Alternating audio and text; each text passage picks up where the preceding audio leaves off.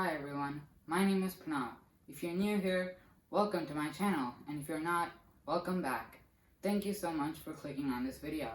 Today, we're going to be taking a look at part 4 of the Learn Python 2020 series. Today's focus is going to be on arrays and array manipulation. Without any further ado, let's jump right into our PC and get started.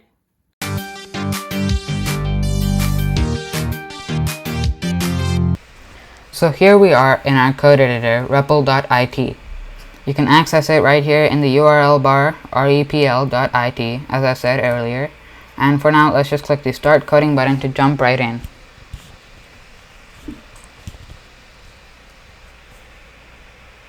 So, like I said earlier, today we're going to be taking a look at arrays and array manipulation, as well as a bit more on loops, which we left off on date part 2. First off, what are arrays? Well, you can think of arrays as lists, something like a shopping list, or it can be something more complex as a list of users for a social media platform. It can be any of these sort of examples or much more, but let's stick to the basics for now, such as a list of numbers. The way we're going to be creating this array is by just typing out a variable name.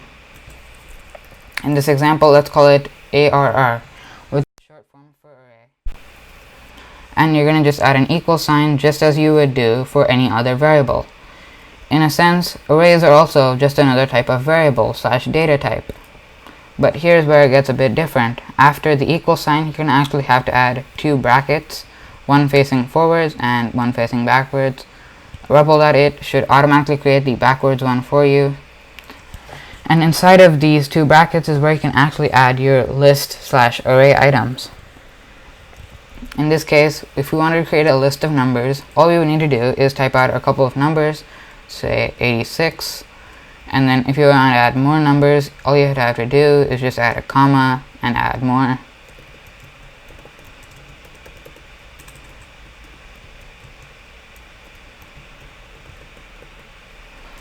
Thus, we have a simple array of numbers. All I had to do is just separate them by a comma, and now I can use them. Now, this is an array, but what can we actually do with it? Good question. We can actually do a bunch of things with it, really. First, let's look at a bit of simpler array manipulation. What we're going to do is actually get a certain element within this array, but here's where it gets a bit tricky. Let's say you wanted to get the 4th element in this array. 1, 2, 3, 4. It should be 12. But arrays, and most things in Python really, use a different sort of counting system, and this is known as index. The way that indices work are through starting at 0 and counting up from there. In this example, 86 right here would be index 0, 45 would be index 1, 66 would be index 2, and 12 would be index 3. So if we wanted to get the 4th item within this array, 12, we would actually need to get the item at index 3. Let's see how we can do this.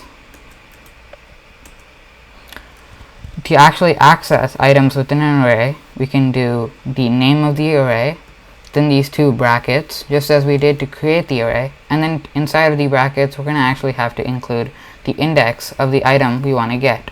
In this case, if you wanted to get the 4th item, we would need to use index 3. So I can just type 3, and thus I actually have gotten the item at index 3. To prove this, let me quickly print this out so we can actually see our result. And let me quickly erase this because this is not part of the Python syntax, so I'll just comment that out. Now if I were to run, I get 12, just as expected. Great, so our code essentially works. We can also get other elements within our array. Say we wanted to get the last element, which should be 776 here. That should be at index 5. So if I run now, I get the expected element, and I'm sure you can get the hang of this index system very soon, as it's not that difficult to learn. But this way we can essentially get any of the elements within our array. Simple. Now, what if we wanted to actually add more elements to our array? aside from just defining them right here. Say later on in our code, whenever a new user joins, we wanted to add an array. We wanted to add a user to this array. In this case, it's just going to be numbers, but let's stick to the simpler example for now, right? But the way we're going to add elements to this array is by typing out the name of the array once again, and typing out a dot. And you might think this is similar to when we used modules and where we wanted to access functions within that module. It's the same thing here. We want to actually access functions within our array, and this time we're going to be using the function called append, which is going to allow us to add elements to our array. Now if I add two parentheses, I can actually add any element within here, and it's going to automatically get added to the end. Say I want to add not 56, something higher, let's say 243. Now after this, let me quickly print out our whole array. And now if I were to run, first off we get our 86 here, and then the second thing that's printed is our whole array, including the brackets, right? And at the end you can see that our array now includes 243, which is the element that we just removed. Great, so it works. We can also remove elements as well. Let me quickly remove this the print function at the top here, because I feel like that's unnecessary. But we can also remove elements.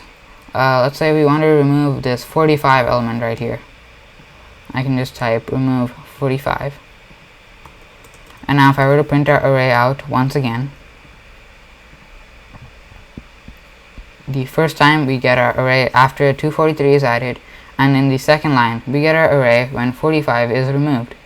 As you can see, 86, then it goes to 66 while skipping 45. Boom, so our functions indeed work. The last thing I'm going to look at is another property of arrays that we can actually use. And like I said, this is a property, not a function. So it's not actually going to be manipulating the array, but instead getting information about our array. What we're going to be using this time is going to be actually the length of our array. You can get this through this other function called len. So we're going to be using this function just as we would do any other, typing out the name and then two parentheses, one forward, one backward, and then within this, the input that we're going to be putting in is going to be our array's name. In this case, it's going to be ARR. Now if I were to run, we get 6, which is the length of our array. And if you notice this part right here, we're actually going to be adding an element right here when we're appending 243. So our length goes up to 7. Then we're removing another element here, 45, so it goes back down to 6. So when we print this out, we get 6, which is the ending result. But you can use the length in a number of situations. Back to that other example about the social media platform, you can easily see how many users you have by just finding out the length of that array. Pretty simple. Now let's move on real quick to our loops right here. And if you remember, we could create a simple for loop by doing something like for I in range, and then we would just need to include the starting index and the ending index.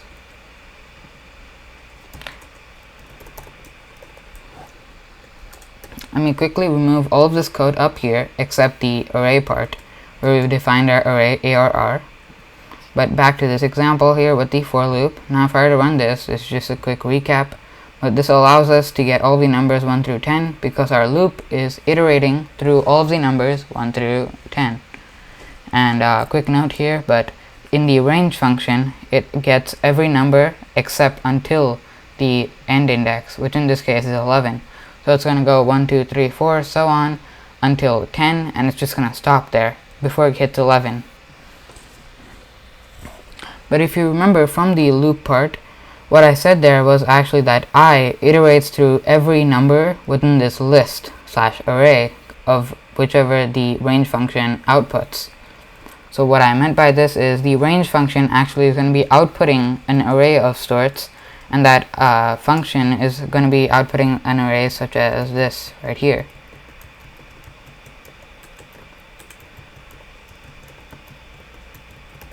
So if I were to type range, what's actually getting outputted, or what's actually getting substituted for this function, is going to be the 1, 2, 3, 4, 5, 6, 7, 8, 9, 10 array right here, and that's going to be substituted into this loop. So I is actually going to go iterate through every number within this list slash array. Hope that made sense, but I'm going to go over it a bit more right now with an example. What I'm trying to get at here is, instead of using the range function, we can actually substitute that part for an actual array right here, such as ARR.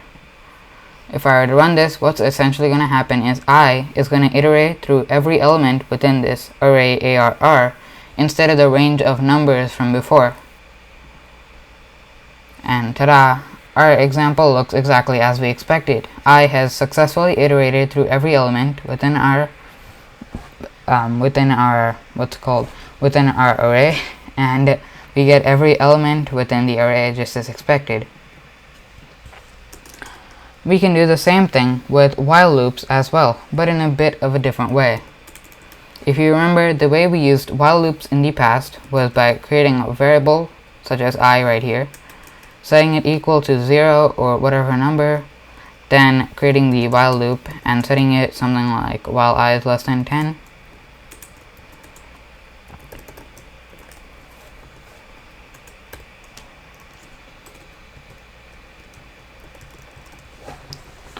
So this is something similar to what we did back in the part with the loops, but what we've done here is first create a variable called I, and then we're checking that while I is less than 10, what we're going to do is print out I. Then we're also going to increment I by 1. So each time it's going to increment and increase, and it's going to print out as well. So what we get with this example would be that it starts at 0. Let me quickly comment this part out just for a second, just to showcase this part only. But we get all of the numbers 0 through 9. If I were to change this to do I equals 1 and change this value to I is less than 11, we would get all of the numbers 1 through 10, just as before. But what's actually happening here is not a for loop, instead it's a while loop, right? And what it's actually doing is going through every number 1 through 10, but in a bit of a different way. Here it's actually just modifying the integer value of I to a number higher, instead of going through a list.